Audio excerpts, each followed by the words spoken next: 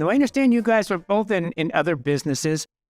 What kind of lessons did you learn in other careers that you see you apply here that perhaps the other agents don't? I did get a bit of advice when I first got started in real estate to keep all your plates spinning. And to this day, I still probably don't really fully understand what that means. But the takeaway for it, for me, was whenever I had a business that had one aspect of marketing that was working, you have to double down on it and you have to be consistent about it. You can't just go out and try everything. If you jump online, whether that's TikTok, YouTube, whatever, you can get all kinds of advice from a ton of different people. But unless you stick with a plan, you're not going to go anywhere. You're just going to keep trying different things. So what I did was to just find things that I enjoyed doing and then stick with that.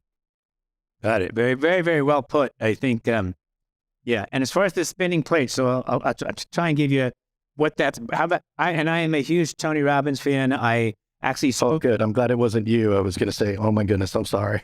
No, it was, and I've actually spoke on stage with him in London at the Business Mastery course. So he asked me to do that with him. But, you know, if you're spinning a plate and it's a lot of challenge and it keeps falling off and it's not really providing you with the results, let it go.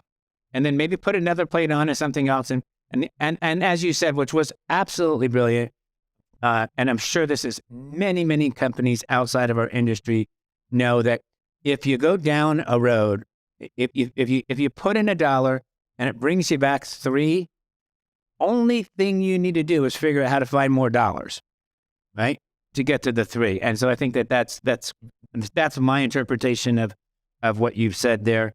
Alice is really in a relationship business. Anything you would say to so here's an interesting thought. I've never asked this question, actually. When you meet a client, is it 50-50 business friendship, or is it 75 friendship, 25 business? Tell me your thinking there. That's tough. I've never measured that. I think it's not intentional, you know, like right. You click with the people that you click with, and you service the people that you don't click with as well. It is true. You tend to work with people that click with you. It's true. It is. It usually works itself out. Right. You know, we don't have kids, so we've been fired because somebody said, "Oh, how many kids do you have?" We're like, "Actually, we have 4 cats." And they're like, "Oh, thank you for your time." You know, and that's fine. You know, we're not going to be a good fit for everybody, but it is really just something that works itself out, I think. But I think what I learned the most after the years in business is to learn how to be yourself.